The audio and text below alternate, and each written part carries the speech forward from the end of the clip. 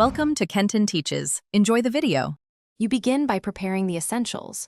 Open the Ring app and sign in so the device links to your account. Once done, place the camera near your router and ensure it has more than 50% battery or is plugged in to avoid interruptions. Make sure you know the exact Wi-Fi name and password. This prevents connection pauses.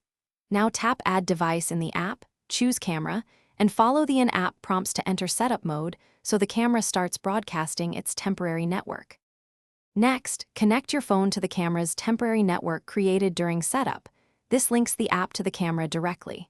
Then, in the Ring app, select your household Wi-Fi SSID and type the password carefully. Errors here are the most common cause of failure. Make sure to grant Bluetooth and location permissions so the app can discover the camera faster and transfer credentials.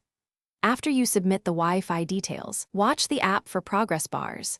These indicate that. Finally, wait for the app to confirm the camera is online and install any firmware updates.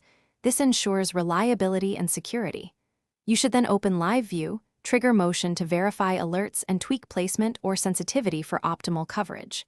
If the camera doesn't connect, reboot the device and phone, recheck the SSID and password spelling, and try again on the 2.4 GHz band. Ring devices often prefer it.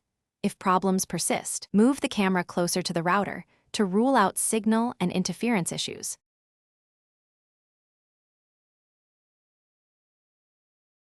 Thanks for watching. Please subscribe if this video was helpful.